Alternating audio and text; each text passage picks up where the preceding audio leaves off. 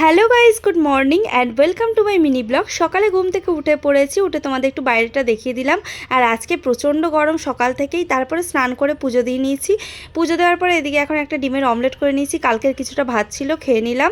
এদিকে চলে এসেছি রান্না করতে, আর আজকে রান্না করে নিয়েছি ডিম আলু ক্যাপসিকামের একটা তরকারি। তো রান্না আমার কমপ্লিটও হয়ে গেছে বলতে বলতে।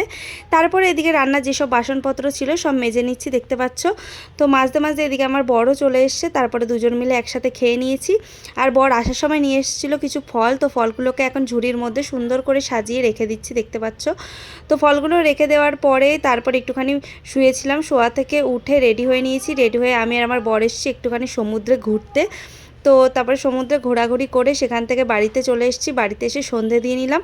সন্ধে দেওয়ার পরে রাতে একটুখানি বানিয়ে নিলাম ম্যাগি। তো আজকে রাতে ম্যাগি খেয়েই শুয়ে পড়েছি। তো আজকের এই ভিডিওটা তোমাদের কেমন লাগলো অবশ্যই কমেন্টে জানিও। ভালো লাগলে like, comment, share and subscribe করে দিও। তো চলো, টাটা।